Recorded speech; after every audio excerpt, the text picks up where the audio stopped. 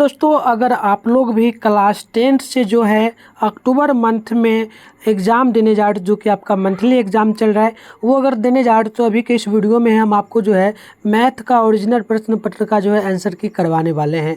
तो इस वीडियो में आप लोग बने रहे, अभी हम आपको करवाएंगे। और आप लोग एक चीज़ और देख लीजिएगा, इसमें जो आपको टाइम वगैरह मिलता है वो आपको कितना मिलता है, तो यहाँ पर देख लीजिएगा 1.5 घंटा का टाइम आपको मिलता है। और आपका जो है विषय कोड वगैरह रहने वाला है 110 रहेगा। ठीक है बच्चों, ये सब आपका रहेगा। और आपका जो ये मार्क्स का कितना मार्क्स का एग्ज़ाम होता है, तो ये टोटल 50 मार्क्स का होता है। तो चलिए अभी के इस वीडियो में हम लोग सॉल्यूशन करेंगे। आपको और भी एक चीज़ बता दें, इसमें जो है ना टोटल प्रश्नों की संख्या कितना ऑब्जेक्टिव में रहता है, तो 30 रहता है, जिसमें से मात्र आपको जो है कितना प्रश्न बनाना होता है, तो 25 प्रश्नों का उत्तर देना अनिवार्य होता है। तो अभी के वीडियो में हम आपको यही बताएंगे। और एक चीज़ और जान लीजिए, अभी जो भी प्रश्न हम आपको बताएंगे ना, ये फाइनल बोर्ड एग्जाम 2024 में जो आपका होगा उसमें भी यह काम देने वाला है।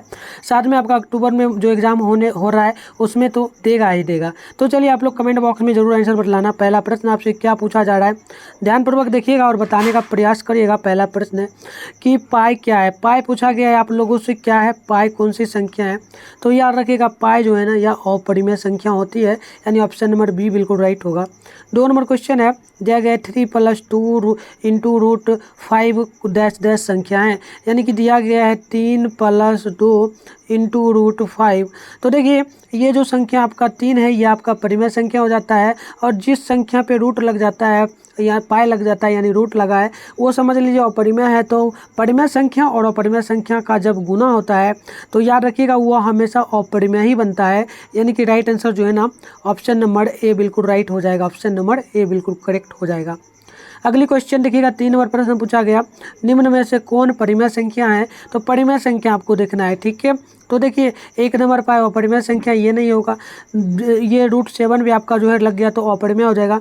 यहाँ पर भी देखिएगा तो डी नंबर भी आपका अपरिमेय संख्या होगा। अगर आप लोग ऑप्शन नंबर सी को देखिएगा, दिया गया है 16 में √25। आप यहाँ पर देखिएगा रूट में ही आपका 16 का वर्ग जो होता है ना 4 × 4 हो जाता है, 4 × 4।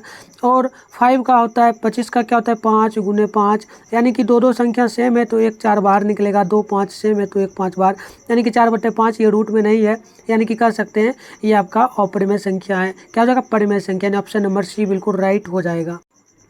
अगली क्वेश्चन यहाँ पर 4 नंबर प्रश्न पूछा गया। प्रश्न देखिएगा क्या पूछा गया। प्रश्न है कि निम्न में से कौन अपरिमेय संख्या है। परिमेय संख्या पूछा गया, तो परिमेय संख्या क्या होगा।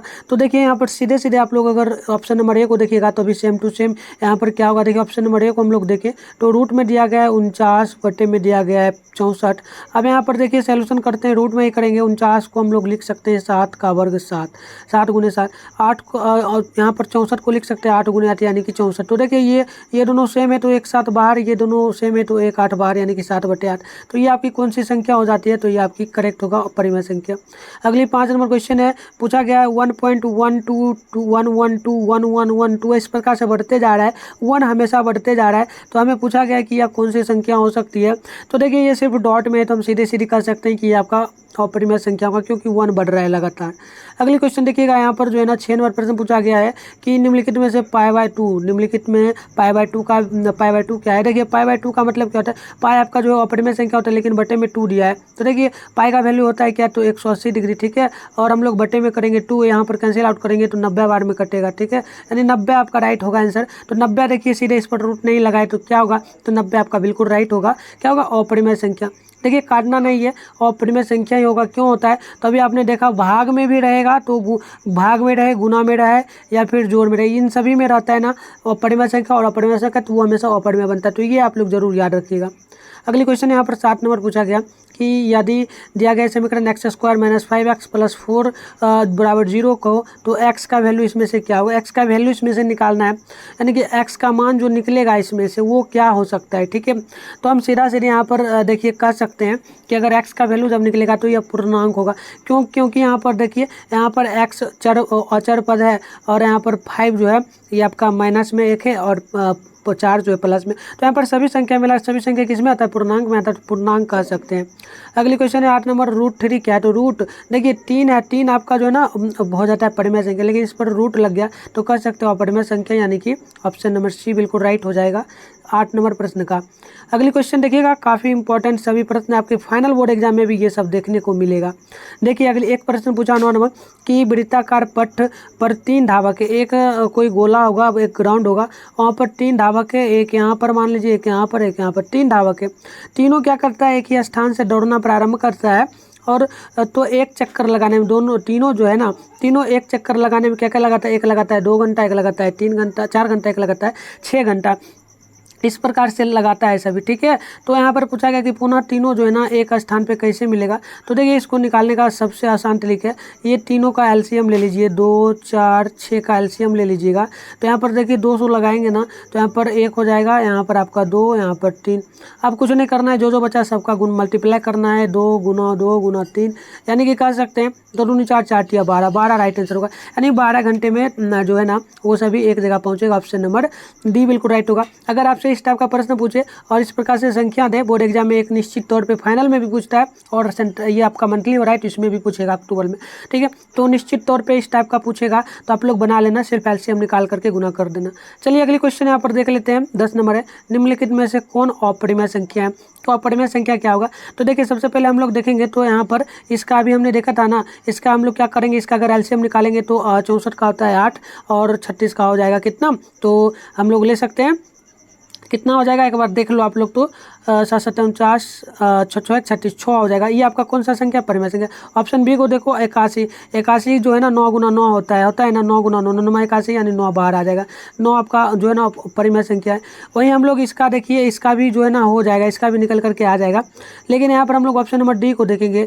देखिए यहाँ पर देखिए एक चीज़ और देखिए, इसका ही नहीं होगा, लेकिन ऑप्शन नंबर डी का भी निकलेगा, 49 का जो है 7 निकलेगा, 9 का 3 निकलेगा, लेकिन इसका रूट 2.5 जो है ना, इसका कोई वर्ग नहीं निकलने वाला है, तो हम लोग सीधे सीधे कह सकते हैं यह अपरिमेय संख्या है। ठीक है, चलिए अगली क्वेश्चन यहाँ पर देखिएगा, प्रश्न नंबर जो है ना 11 दिया है, दो परिमेय संख्याओं के बीच अधिकतम हम लोग कितनी परिमेय संख्या लिख सकते हैं। अब देखिए 2 ले लेते हैं, 4 ले लेते हैं, इसमें अनंत लिख सकते हैं, सीधे याद रखिए।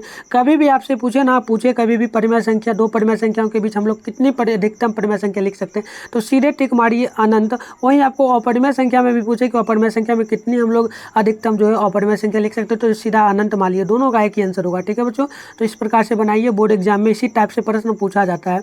अगली क्वेश्चन है कि महत्तम समापवर्तक ए बी लघुत्तम समापवर्तक है, तो यानी कि कह सकते हैं महत्तम द्वारा हम लोग महत्तम जब निकालते हैं तो किस प्रकार से निकालते हैं, ये आपसे पूछा गया। महत्तम जानते हो ना, कर सकते हो, क्या कर सकते हो, HCF। ठीक है, HCF हम लोग कैसे निकालते हैं, किस टाइप से निकालते हैं करके वो पूछा गया, तो याद रखिए HCF हम लोग निकालते हैं गुणा के द्वारा, गुणा के द्वारा ही ना निकालते हैं। ठीक है, याद रखना। चलिए अगली क्वेश्चन देखिएगा, 13 नंबर पूछा गया कि संख्या दिया गया है 25 और 50 का HCF निकालिए और LCM का गुणनफल क्या होगा। देखिए 50 और 25 देखिए आपको एक फॉर्मूला याद होना चाहिए, पहली संख्या बराबर जो है ना, पहली संख्या गुने दूसरी संख्या होती है। ठीक है, बराबर में HCF गुने में जो है ना LCM होता है। ये फॉर्मूला अगर आपको याद होगा तो आप सीधे सीधे लिख सकते हो। यहाँ पर देखिए 2 संख्या दिया है, यहाँ पर क्या क्या HCF और LCM का गुना करने के लिए का, तो हम लोग पहली संख्या और दूसरी संख्या को गुना कर देंगे, 25 गुने हम लोग कर लेंगे कितना, तो 50। तो ये गुना करने पे आपका जो है ना कितना राइट हो जाएगा आंसर, देख लीजिए 1250, ये करेक्ट होगा, यानी कि ऑप्शन नंबर जो है ना बी बिल्कुल राइट हो जाएगा।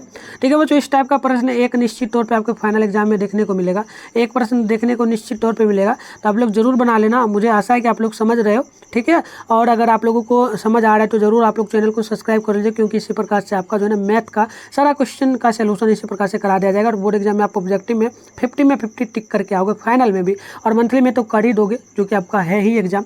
चलिए 14 का आपने देख लिया, अभी राइट आंसर था, 14 का नहीं, 13 का हमने क्या होता है बी। चलिए अगली है, निम्न में से कौन जो है ना अपरिमेय संख्या है, तो अपरिमेय संख्या देखिए इसका हम लोग 3 निकाल सकते हैं, √9 का। देखिए यहाँ पर देखिएगा 49 का हम लोग 7 निकाल सकते हैं, 25 का हम लोग 5 निकाल सकते हैं, लेकिन 20 का कुछ नहीं निकलेगा, तो हम लोग 20 कर सकते हैं। क्या है, तो 20 आपका जो है क्या कर सकते हो जो अपरिमेय संख्या है। चलिए अगली क्वेश्चन है कि 15 नंबर, निम्न में से कौन परिमेय संख्या है, तो परिमेय संख्या हमसे पूछा गया। तो देखिए फर्स्ट से ही अगर हम लोग सॉल्यूशन करें तो दिया गया है क्या, और रूट में दिया गया है 49 बटे में दिया गया है 64। अगर हम लोग यहाँ पर फिर रूट में ही करेंगे, 49 को लिख सकते हैं 7 गुने 7 और 64 को लिख सकते हैं 8 गुने 8। आप चलिए निकालते हैं, 7 2 सेम है 7 तो 1 7 12, 2 8 सेम है तो 1 8 12, यानी कि ये आपका परिमेय संख्या हो जाएगा। ऑप्शन नंबर कर सकते हो ना, बी ए बिल्कुल राइट है आपका 15 नंबर का।